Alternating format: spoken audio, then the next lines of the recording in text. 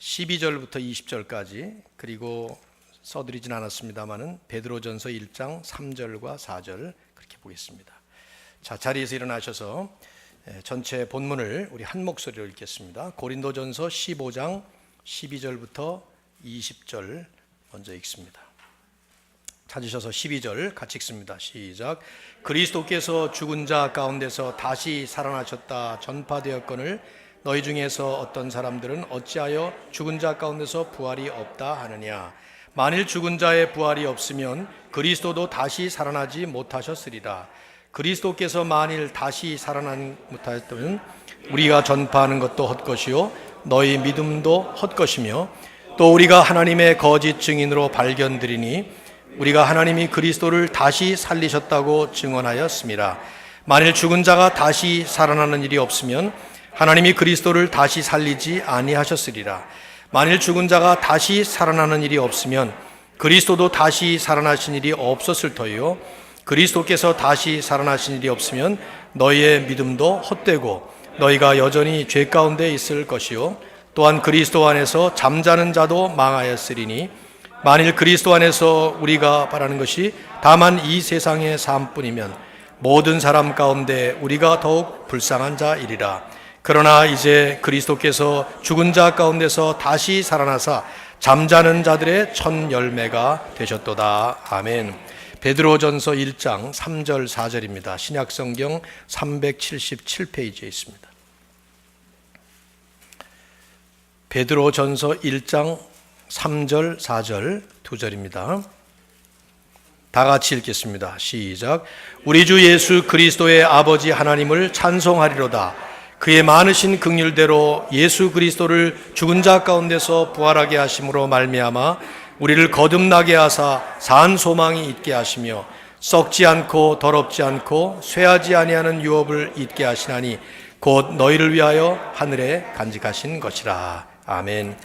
자리에 앉으시기 바랍니다. 주 325년에 열렸던 니케아 공의회에서 결정하는 것에 따라서 매년 3월 21일 춘분이 지난 후에 첫 만월 이후에 오는 첫 번째 주일을 교회는 전통적으로 부활주일로 지키고 있습니다. 주님께서 죽음의 권세를 이기시고 영광의 부활로 승리하신 그 그리스도의 부활을 기념하고 축하하고 감사하는 것이죠. 우린 2000년 전에 우리 주님 예수께서 십자가에 못 박혀 죽으셨다가 3일 만에 부활하셨다는 사실을 분명히 믿습니다. 여러분도 믿으시죠? 그러나 이 세상은 복음을 받지 않고 믿음을 가지고 있지 않은 세상은 그리스도의 부활을 특별히 믿지 않습니다. 사람들은 이스터라고 하는 할러데이를 지키고 해피 이스터라는 뜻없는 말을 나누긴 하지만 그러나 믿지 않아요. 복음을 받는다고 하는 사람들 중에도 부활을 믿지 않는 사람들이 얼마나 많은지 모릅니다. 자유주의 신학들은 소위 교회로 모이고 이렇게 저처럼 설교를 하기도 하고 그러지만 그리스도의 부활을 믿지 않습니다. 여러분이 놀랄 정도로 믿지 않습니다. 점점 더 심각하게 이 불신앙은 커지고 있습니다. 그러나 부활은 조금만 생각해 본다면 이거는 사실일 수밖에 없어요.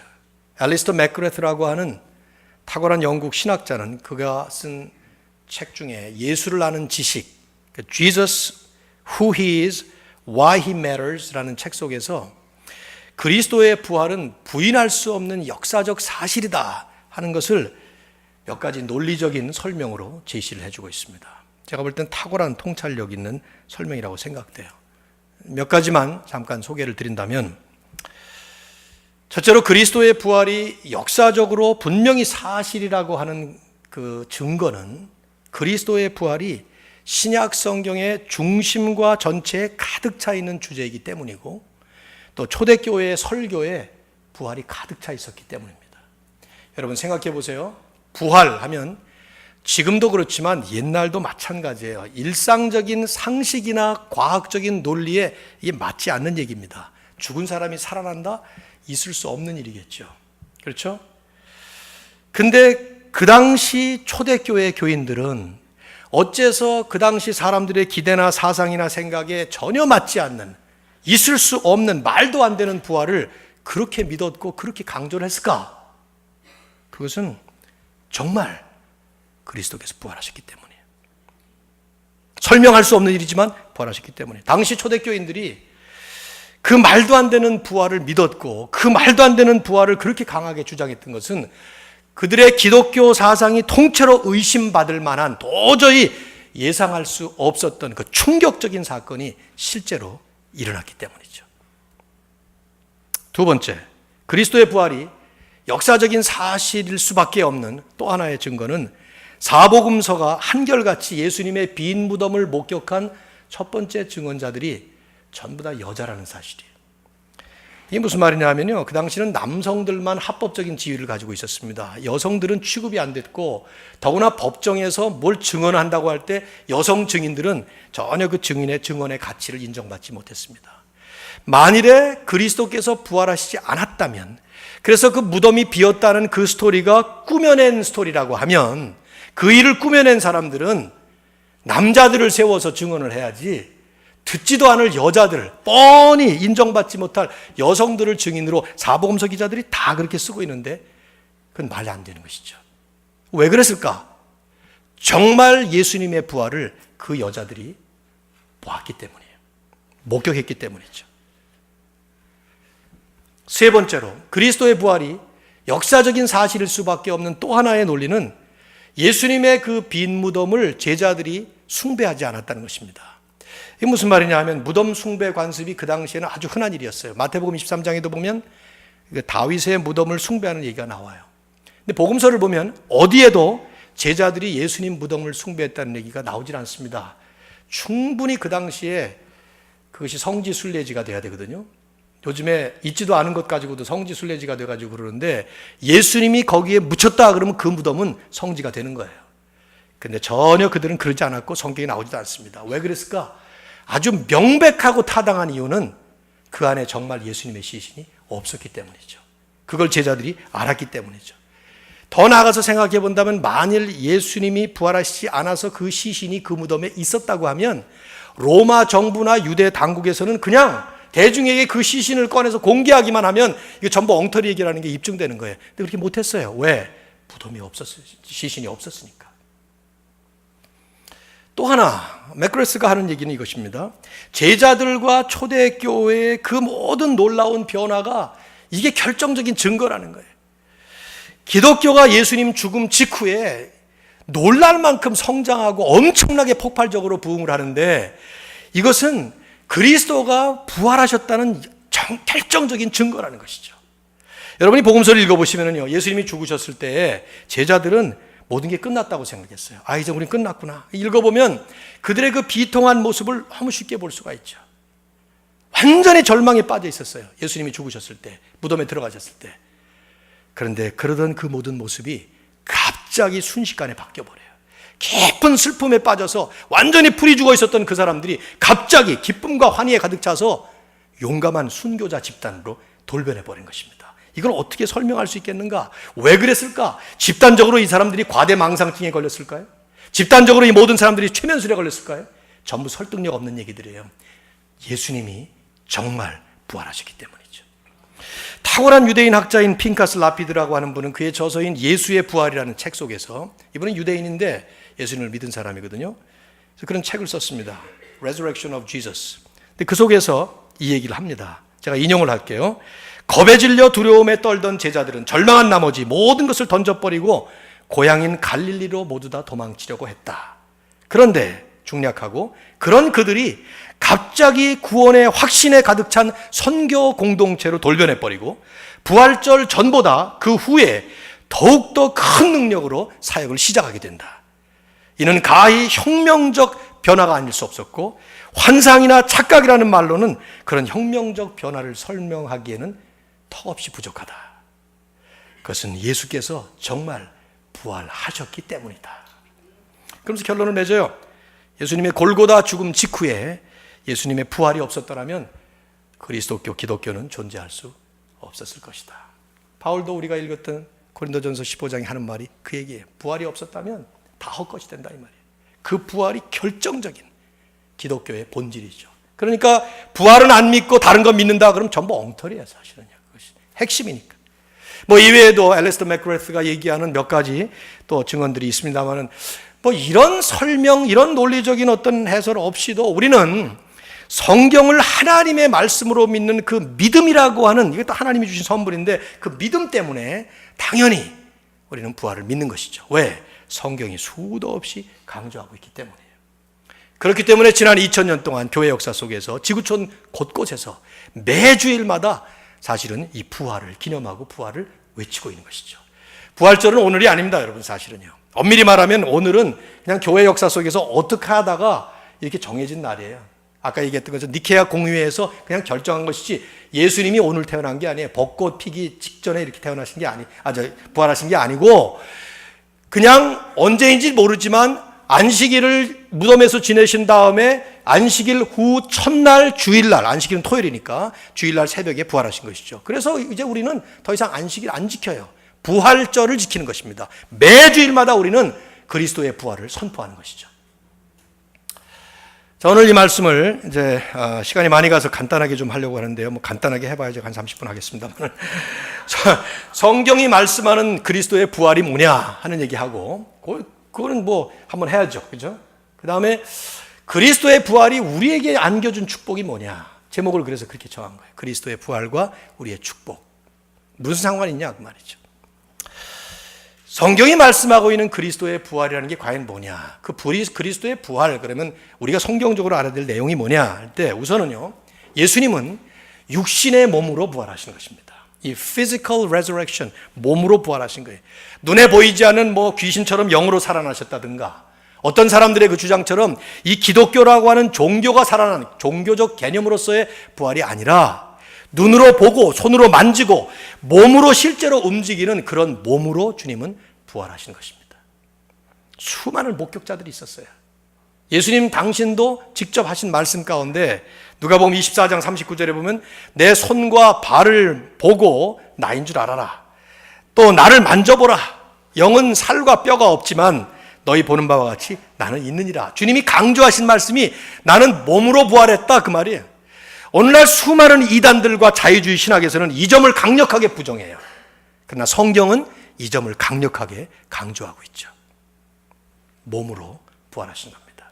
그 몸은 성경을 보면 영원한 생명으로 부활하신 특별한 몸이었습니다. 예수님께서 그 복음서에 보면 죽은 자들을 살리시는 것이 3번 나오죠. 누구누구죠? 나사로, 나인성 과부의 아들, 그리고 회당장 야이로의 딸. 그건 지난번에 우리 같이 나눴잖아요, 이미. 근데 이 사람들을 살릴 때는 이 사람들의 몸은 부활했다고는 하지만은 언젠가 다시 죽어야 되는 그런 몸으로 일시적 회생을 하는 거예요. 그 사람은 죽습니다. 그리고 죽었어요. 그러나 예수님의 부활은 그런 일시적인 회생이 아니라 영원히 죽지 않는, 더 이상 죽음에 매이지 않는 그 영원한 생명으로 부활하신 것이죠. 우리 읽지 않았습니다. 시간 관계상. 고린도전서 15장 뒷부분에 쭉 가서 보시면 42절 이하에 썩지 아니할 몸으로, 또 영광스러운 몸으로, 강건한 몸으로, 신령한 몸으로, 이런 표현들을 반복했었어요. 그런 몸으로 주님은 살아나신 것이죠. 가장 중요한 것은요, 이걸 놓치면 안 된다고 생각되는데, 주님이 부활하신 그 몸은 신비롭고 영화로운 아주 완전히 새로워진 그런 몸으로 변화된 몸이었습니다. 다른 말을 쓸 게 별로 없는 것 같아요. 아주 mysterious해요. 신비롭고, 그리고 영화로운 glorified body, 이런 표현을 이제 신학자들이 쓰는데 그렇게 표현한 거예요. 성경이 보여주는 모습을 보면 요한복음 20장에 보면 제자들이 다 모여있고 문이 닫혀 있는데 부활하신 예수님이 떡 나타나셔서 서 계십니다. 그렇죠? 누가복음 24장에 보면 엠마오로 가는 두 제자에게 딱 나타나셨다가 얘기 좀 나누시다가 갑자기 또 사라져 버립니다. 근데 이제 이런 말씀들 때문에 부활하신 주님의 이 몸에 대한, 몸 상태에 대한 신학적 해석이 분분한 것은 사실이에요. 몸으로 부활하신 건 맞는데 어떤 종류의 몸이냐, 거기에 대해서 뭐 여러 가지 해석들이 있어요. 우리가 정확하게 어느 것이다 말하기는 어렵습니다. 해리스라고 하는 이분은 복음주의 신학자예요. 이단이 아니고 아주 탁월한 신학자신데, 이분은 어떨 때는 몸으로 나타나시고 어떨 때는 영으로 나타나셨다, 뭐 이런 소리를 했는데, 학계에서는 그다지 알아주진 않죠. 그 얘기를. 그러나 어쨌든 성경이 보여주는 것밖에 우리가 알 수가 없는데 그 이상으로 이걸 해석하려고 하다가는 우리의 수준을 넘는 차원의 일이기 때문에 우리가 정확하게 규명하기가 어렵습니다. 근데 이제 그렇게 볼 때 성경을 면밀히 검토해 보면 아주 분명한 한 가지 사실을 우리가 계속해서 보게 됩니다. 뭡니까? 부활을 목격했던 첫 번째 그 부활의 증언자들은 한결같이 부활하신 예수님의 몸을 보면서 놀라워하고 두려워했습니다. 왜 그랬을까? 질문해 봐야 돼요. 왜 놀라웠고 두려웠을까? 우선은 장례 지낸 죽으신 분이 나타나셨으니까 놀랄 수 있겠죠. 어저께 우리가 장례식을 누굴 치렀는데 그분이 딱 다시 내일 아침에 안 나타난다 그럼 놀라지 않겠어요? 그죠? 그랬을 수 있지만 자세히 관찰해 보면 그런 식의 놀람이 아니었어요. 부활하신 주님의 몸을 보면서 놀라신 거예요. 이분들은 주님이 나타나셨다는 그 사실도 놀라운 일이었지만 그 주님의 몸을 보면서 놀란 거예요. 뭔가 너무나 다른 거예요. 알아볼 수 없을 만큼 완전히 변화되어 버린 그런 모습이었기 때문이죠.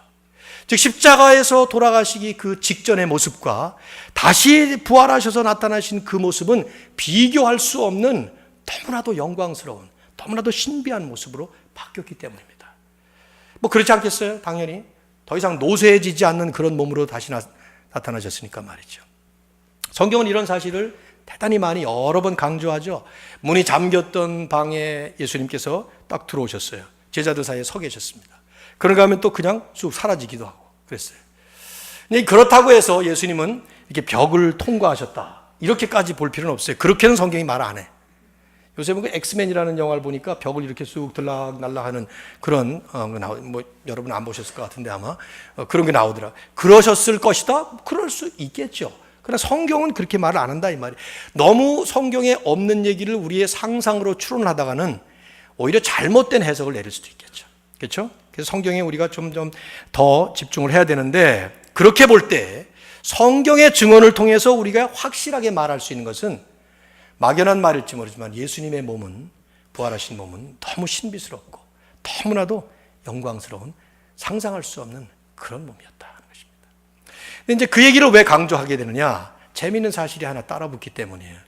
그런데요, 예수님이 부활하신 뒤에 그 몸에 상처가 있었어요. 손에 못자국이 있고 발에 못자국이 있고 옆에 창자국이 있었습니다.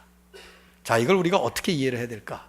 그렇게 신비로운 몸으로 완벽한 몸으로 영광스러운 몸으로 변화주셨는데 그 창자국 못자국은 어떻게 이해해야 되냐 하는 것이죠. 우선은요, 성경 전체의 흐름 속에서 예수님이 이런 완벽하고 아름답고 신비로운 몸으로 변화되셨다는 그 사실 하나를 먼저 좀 생각해 봐야 돼요. 이건 신학적으로 의미가 있거든요. 주님이 그런 몸으로 부활하셨다는 데는 성경 전체의 신학과 관계가 됩니다. 이런 신비롭고 영광스러운 몸으로 부활하신 주님의 그 부활의 몸을 통해서 하나님은 하나님께서 본래 만드셨던 그 본래 창조 세계의 완벽한 선함과 완벽한 아름다움을 회복시켜 주실 것을 우리에게 보여주는 것이죠. 마치 예표적인 사건이라고 할까요? 창세기 1장과 2장 그리고 요한계시록 마지막 2장을 보면 이 처음에 창조되었던 창조 세계와 완전히 회복될 그 세계가 보여집니다. 근데 그 사이에는 창세기 3장부터 요한계시록 저 끝에까지는요, 전부 다 망가진 세계의 모습이에요. 여러분 잘 아시죠? 성경을 뭐 여러분이 적어도 창세기 1장, 2장 이렇게 다 읽으시니까 거기는 잘 아실 거 아니에요. 1장과 2장을 얼마나 많이 읽습니까? 우리 평생 마태복음 1장과 창세기 1장을 얼마나 우리가 많이 읽습니다. 지금 좀 외웠어야 되는데 아직도 못 외우기는. 1장을 읽어보면 하나님께서 모든 피조세계를 창조하실 때 창세기 기자는 그때마다 똑같은 말을 반복하면서 연발합니다. 뭡니까? 하나님께서 보시기에 좋았더라. 보시기에 좋았다. 그러다가 1장 31절에 가면은 그걸 훨씬 더 강조하는 말씀이 나와요. 하나님께서 지으신 모든 것을 보시니 보시기에 심히 좋았더라. 거기다 강조를 하셔야 돼요. 너무너무 좋았다. 왜 그랬어요? 언제 그러신 겁니까? 아담을 창조하신 후였어요. 아담을 창조하신 다음에 하나님은 아담을 포함으로 해서 그 모든 창조 세계의 아름다움에 감탄하신 거예요. 너무 아름다운 거예요. 너무 완벽한 거예요. 자기가 봐도, 하나님 당신이 봐도, 야, 내 실력이 너무 뛰어나구나. 너무너무 감탄해가지고 그냥 어쩔 줄 몰라 하는 그런 모습이 역력하게 나와요. 근데 그런 완벽한 아름다움과 그 완벽한 그 창조 세계가 3장으로 들어가면서 죄 때문에 오염이 되고 망가집니다. 하지만 우리가 기억해야 되는 것은요, 쫙 성경을 읽으면서 뭘 기억해야 되는가 하면, 하나님의 창조가 그렇다고 해서 망쳤다든가 하나님이 실패했다든가 피조세계가 망가졌다는 것이 아니에요. 왜? 그리스도께서 오시면, 그리고 실제로 그분께서 오셔서 그 모든 것을 구속하시고 그리고 전부 다 회복시키셨기 때문이죠. 그 구속과 회복이 이제 마지막 때에 완벽한 모습으로 다시 레스토레이션 될 거라는 것을 보여주는 결정적 사건이 바로 부활이었고, 그것을 보여주는 결정적인 증거가 그리스도의 변화된 몸이었다, 이 말이에요. 이건 신학적으로 우리 개혁주의에서 다 우리가 이렇게 믿고 있습니다. 주님의 그 완벽하고 정말 아름답고 신비롭고 영화로운 몸으로 부활하신 것은 이 모든 것들을 하나님께서 하신다는 것을 일종의 예표적으로 보여준 그런 사건이었다, 이 말이에요. 그 몸을 보면서 하나님은 인간을 영으로만 만들지 아니하시고 보시기에 좋았던 몸으로 만드셨던, 원래 하나님이 창조하신 그 피조세계의 창조의 그 아름다움과 선하심과 완벽함을 우리에게 그대로 확인시켜 주는 것이죠. 그래서 마지막에 그렇게 된다는 거예요. 여러분, 우리가 잘못 알고 있는 거 하나는요, 이 세상 종말에 이 세상에 있는 모든 것들을 전부 다 싹쓸이를 해버리고 하나님이 다른 세계를 창조하신 거 아닙니다. 성경이 보여주는 것은 이 망가진 것처럼 보여지는 세상, 타락한 세상이 회복되는 것입니다. 이 회복, redemption, recovery, restoration, 이것이 하나님의 섭리예요. 그래서 전부 다, 물론 새하늘과 새 땅이 내려오고 모든 것들이 그렇게 되지만 그 모든 것들은 회복되는 것이죠. 그래서 원래 하나님이 창조하셨던 그때로 돌아가는 거예요. 하나님은 실패하신 하나님이 아니고 오히려 하나님은 그걸 온전하게 회복시키는 것을 보여준 것이죠. 이걸 보여준 게 그리스도의 부활이에요. 그리스도의 부활을 가지고 한 사람이 살아났다, 우리도 살 것이다, 이 정도가 아니라 그 하나님의 창조 섭리, 하나님의 놀라운 그 섭리 가운데 그리스도의 부활은 일종의 절정인 사건으로, 결정적인 모습으로 우리에게 그 증거가 되어주신 것이죠. 자, 그렇다면 이 그리스도의 부활은 지금 이 땅에서 살고 있는 우리들에게 어떤 관계가 있느냐? 나는 그 관계를 축복이라는 말로 설명하고 싶어요. 오늘 우리가 읽었던 고린도전서 15장 20절을 보면 그리스도의 부활은 그분 한 분만에게만 일어나는 사건이 아니라는 말을 합니다. 어떤 단어가 보여주죠? 성도들의 첫 열매가 되셨도다 하는 말이에요. 이 첫 열매란 말은 농부가 수확을 할 때 첫 번째 열매를 딱 거두면서 아, 이번 수확이 이렇게 되겠구만 하고 짐작할 수 있는 게 첫 열매. 그게 일종의 리마인더가 되는 것이죠. 그걸 보면서 예수님의 부활은 우리의 첫 열매로서 우리도 그렇게 부활할 거라는 것을 말씀하고 있는데, 이게 어떤 의미를 가지고 있느냐? 신학적인 차원과 현실적인 차원으로 나눠서 생각해 볼 필요가 있어요. 그래야 이해하기가 좀 쉬울 것 같아요. 같은 얘기지만 손바닥이 있고 손등이 있는 것처럼 그렇게 보시면 되죠. 신학적인 차원에서 볼 때 예수 그리스도의 부활은 우리에게 주신 그 구원을 완전하게 보장해 주는 하나님의 축복이었습니다.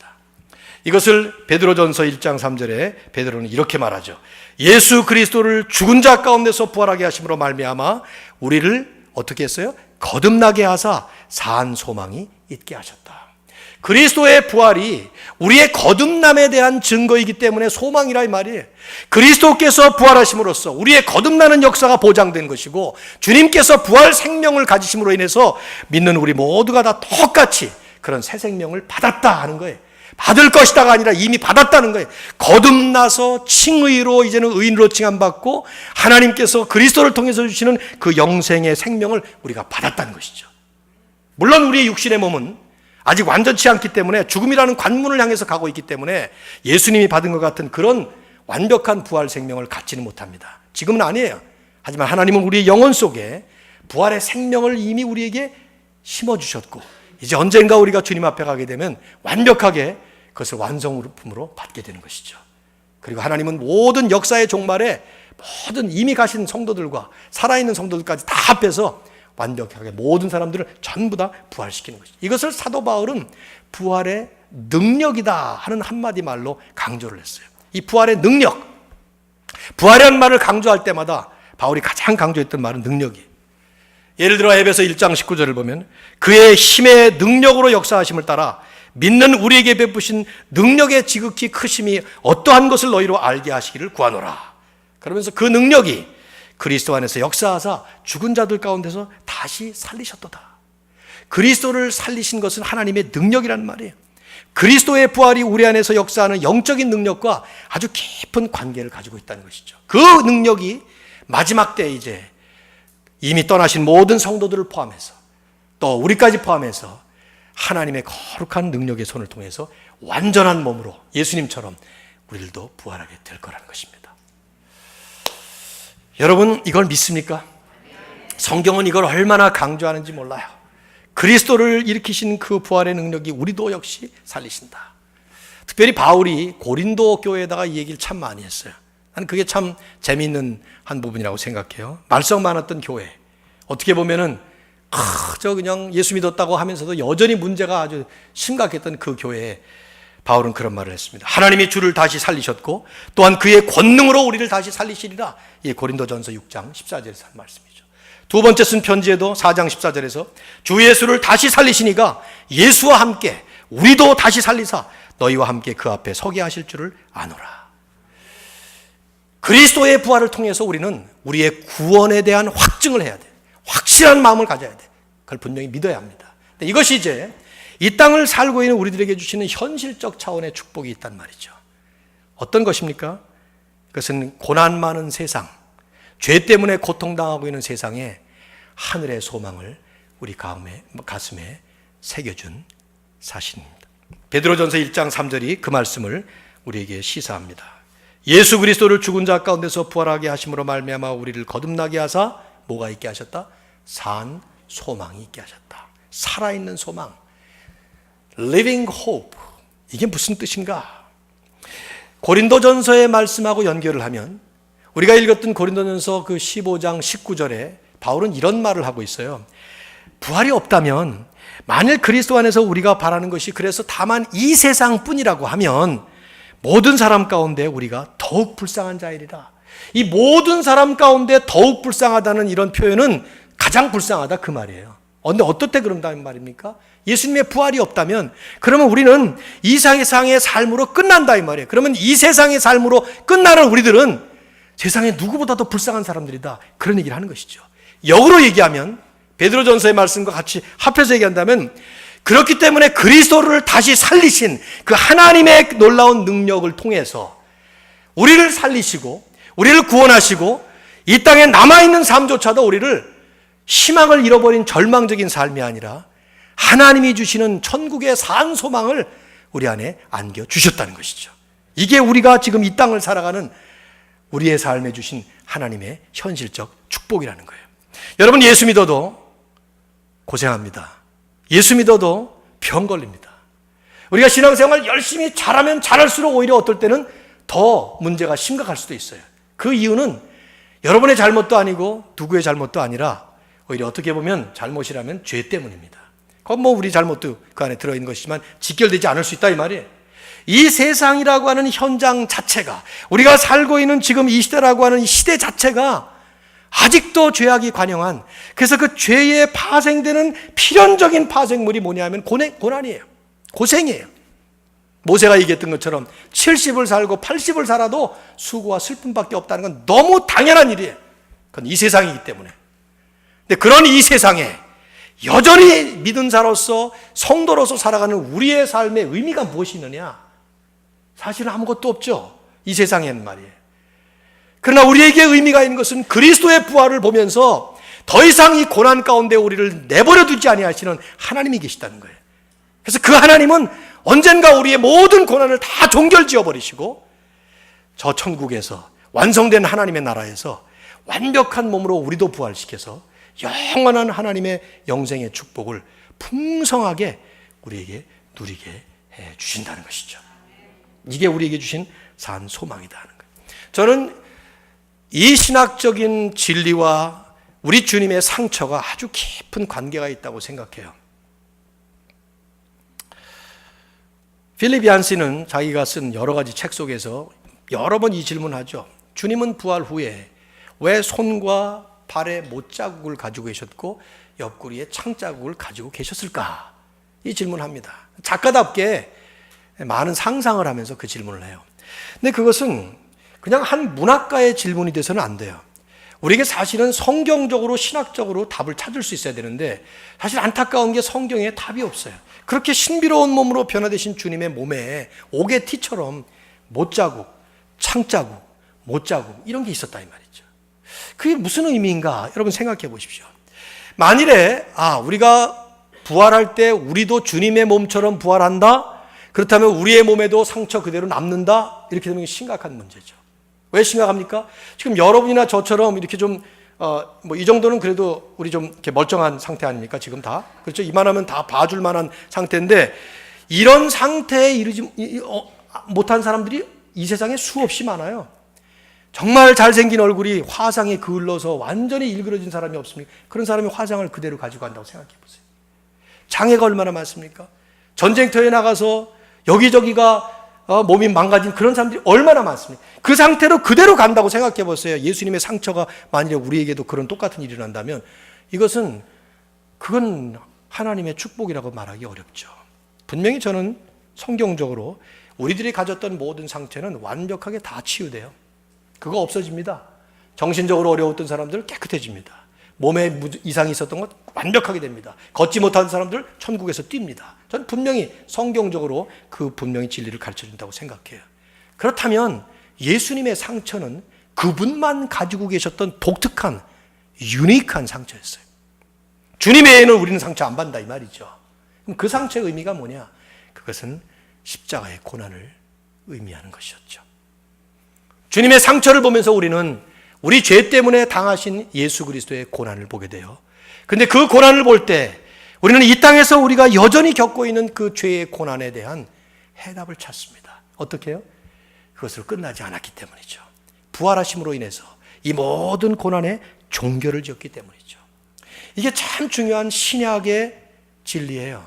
신약 성경을 읽어보시면 신약 성경을 쓴 저자들은 구약의 저자들과는 고난이나 고통에 대해서 자세가 사뭇 달라요. 구약을 보면 욥기를 쓴 욥은 고난을 당하면서 하나님께 엄청나게 한탄하고 심지어 불평 아닌 불평 같은 것들을 막 보여줍니다. 내가 태어난 나를 저주합니다. 그죠? 시편을 보세요. 시편에 쓴 다윗 고난당하면서 얼마나 하나님 앞에 마음을 토로합니까? 저 악행자들이 어떻게 저렇게 지금 치부하고 있습니까? 막 불만을 토로하고 그 억울함을 토로하고 막 그래요. 견딜 수 없도록 그 고난을 겪고 있는 그런 모습을 보여주죠. 근데 신약으로 들어오면 신약의 저자들은 이런 고난이나 고통을 말할 때 구약의 사람들하고 달라요. 별로 설명도 안 합니다. 오히려 정반대로 기뻐하라. 너희가 여러 가지 시험을 만나거든 온전히 기뻐하라. 이런 식의 뜬금없는 말씀들을 해요. 그러면서 가만히 보면은 계속 두 가지 사실을 우리에게 보여줍니다. 하나는 십자가, 하나는 부활이에요. 십자가와 부활. 그 십자가 위에서 우리의 모든 고난을 짊어지시고 모든 죄짐을 짊어지시고 십자가에 못 박히신 그 주님을 바라보고 우리를 보는 것이죠. 내게 있는 고난이나 내게 있는 아픔이나 상처가 결코 나 혼자만이 아니에요. 우리는 나 혼자라는 생각 때문에 남을 원망하고 나 혼자라는 생각 때문에 불평이 일어나고 견딜 수가 없는 것이죠. 나 혼자만이 아니에요. 딴 사람은 둘째치고 예수님이 그 고난을 함께 지신 거예요. 주님이 그 고난을 같이 받으신 거예요. 그런데 그것이 끝이 아닙니다. 그걸 바라보면 그 다음날 주님은 부활해 버리십니다. 물론 상처는 있어요. 우리로 하여금 여전히 리마인더로 보여줍니다. 여전히 너는 이 땅에서 잠시 고난을 당한다. 베드로전서 1장이 그 말씀하잖아요. 우리가 읽었던 그 말씀 다음에 보면은 너희가 이 땅에서 잠시 어쩔 수 없이 환난을 당하나 그러나 영혼의 결국 구원을 바라봅니다. 그러면서 말씀하죠. 그 예수님의 십자가 몸에 못자국 창자국 있는 그 주님을 보면서 우리는 거기가 끝이 아니라 그 다음에 곧바로 일어나실 부활의 주님을 바라보도록 만드는 것이죠. 그때 부활을 볼 때 우리에게는 소망이 생기는 거예요. 희망이 생기는 거예요. 절망스러운 세상에서 끝장나는 것이 아니라 이 절망을 종결지으시고 희망으로 바꿔버리시고 소망으로 이미 그렇게 산 소망을 주신 그리스도의 부활을 보는 것이죠. 이게 바로 성경이 그리스도의 부활을 통해서 우리에게 안겨주신 현실적인 축복입니다. 여러분 어려우십니까? 힘들고 괴롭고 아프고 정신적, 심리적, 육신적 얼마나 고통이 많습니까? 남들은 없는 것 같지만 모든 사람이 다 그렇게 아픕니다. 그런 얘기 여러 번 했죠. 제가 우리 아버님이 이 왼쪽 약지를 6.25 때 총에 맞아서 떨어뜨렸어요. 그러니까 약지가 없이 이렇게 소리 이렇게 되셨는데, 아버님이 기타를 참 잘 연주하셨습니다. 기타를 참 우리처럼 막 이렇게 하는 게 아니라 손가락으로 이 연주를 하셨는데, 약지가 떨어지면은 사실 이거 코드를 못 잡아요. 그러다 보니까 그거를 술 한잔 드시면은 하려고 막 애를 쓰시다가 그러다간 뭐 울기도 하시고, 뭐 맨날 그 노래하는 게 그 목포의 눈물, 뭐 한마는 대동강, 뭐 이런 걸 하시, 애수의 소야곡 이런 거. 그런데 그래서 제가 청소년 때 너무 그게 안쓰럽기도 하고 싫었어요. 그래서 아버님에게 걸핏하면 그냥 막 해야 되는 말이 막, 아버지까지 손가락 하나 잘라진 거 가지고 막 이렇게 막 한 거예요. 네. 근데 우리 아버님이 그때마다 하신 말씀, 야, 손가락 하나 없어도 병신이란다. 아직 예수님을 만나시지 못했기 때문에 그러셨겠지만, 저는 두고두고 목회하면서 그게 도움이 돼요. 팔다리가 다 잘라져야만 아픔이 있는 게 아니에요. 손목이 잘라져야 아픈 게 아니에요. 손가락 하나만 없어도. 아니, 이게 잘라지지 않고 바늘 하나만 꽂혀도 아픈 건 똑같은 거예요. 그 아픔이 나를 통째로 사로잡을 만큼 우리는 고통을 겪는 것입니다. 근데 이러한 모든 사람이 겪고 있는 이 땅의 삶에서의 고난은 예수 그리스도의 십자가 위에 전부 올려졌습니다. 그리고 주님은 그 모든 것들을 당신의 몸에 받으셨습니다. 여러분 생각해 보세요. 예수님의 상처가 손자국, 발에 있는 못자국, 창자국 이것뿐이 아닙니다. 사실은요, 등에 엄청난 상처가 있었을 거예요. 채찍으로 얼마나 맞으셨어요. 그래서 걷지도 못하시고 십자가 골고다까지 가지도 못하셨잖아요. 머리에 가시관 쓰셔서 여기 완전히 예수님은 이 전체가 구멍이 뻥뻥뻥 났을 거예요. 근데 성경을 자세히 보시면 그런 상처들은 없습니다. 그건 다 나으신 거예요. 손과 발과 옆구리에만 리마인더로 우리를 향해서 그거 보고 십자가 고난을 바라보면서 이 땅의 고난을 함께 느끼라고요. 그리고는 부활을 향해서 우리도 소망을 가지고 나아가라는 것이죠.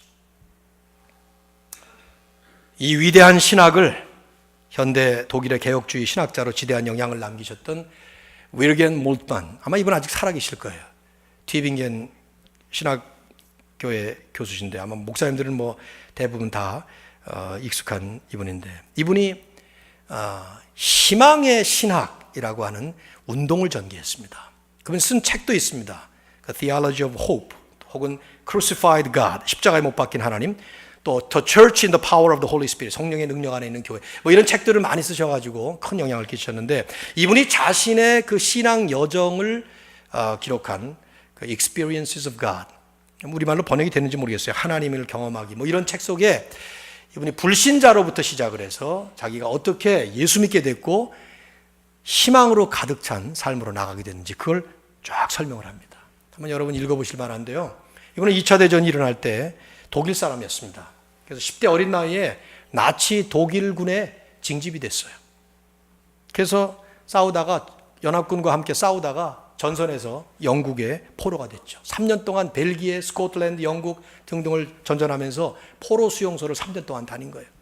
그래서 뭐 많은 고생을 했지만 그보다 더 했던 것은 자기가 그렇게 믿었던 히틀러 제국이 붕괴되면서 주변에 수많은 이 독일인들이 이제는 더 이상 소망이 없다고 하는 것을, 이런 절망 속에서 목숨을 끊기까지 하는 그런 모습들을 보면서 자기도 죽으려고 그랬고요.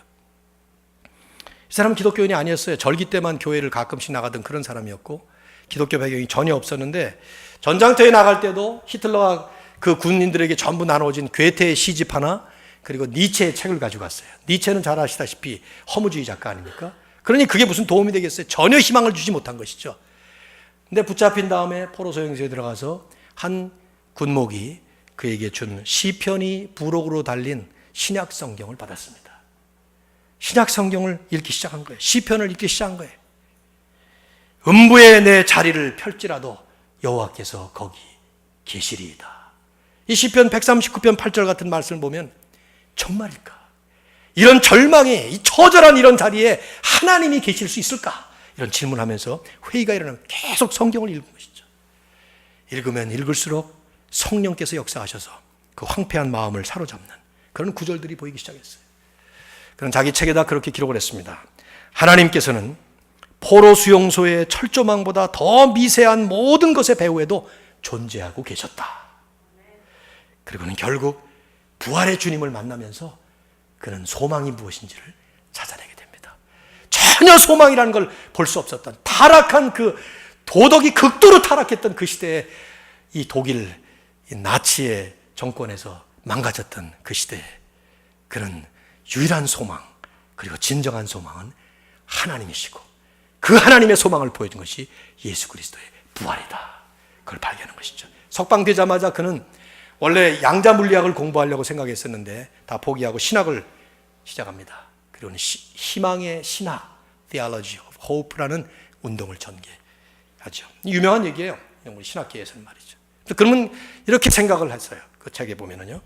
모든 사람들은 십자가와 부활 사이에 이 모순된 상태와 같은 세상에서 살아간다. 마치 십자가와 부활 사이에 예수님이 무덤에 있는 것처럼 온 세상은 그런 무덤 같은 세상이고 거기는 아무 소망이 없다.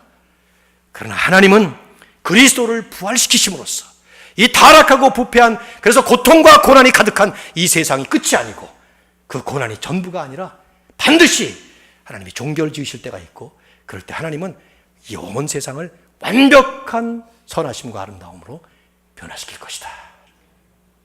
이것이 우리 그리스도인들에게 이 땅을 살아가는 그리스도인들에게 안겨준 현실적인 축복인 것입니다. 여러분, 우리가 매주마다 부활주일을 지내는 거예요, 사실은요. 부활주일은 오늘이 아니라 그랬잖아요. 매주일 부활주일이에요.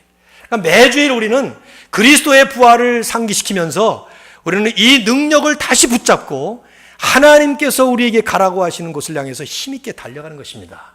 그러니까 어깨가 축 처진 그리스도인들은 아직 부활이 개념은 있지만 경험을 못한 거예요. 어떤 외국 선교사가 그런 말을 했다지 않아요? 한국에 나갔는데 그렇게 한국 사람들 얼굴이 어둡고 예배가 이렇게 침침하고 막 꿀꿀하고 그래서 왜 이러냐 그랬더니 우리는 늘 십자가를 묵상한다 그랬더니 당신네 예수는 아직 안 살아났어? 그렇게 말을 했대잖아요.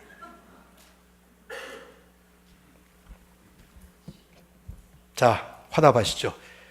그리스도께서 부활하셨습니다. 정말 부활하셨습니다. 우리도 부활할 것입니다. 부활의 은혜와 영광과 축복이 넘치시기를 바랍니다.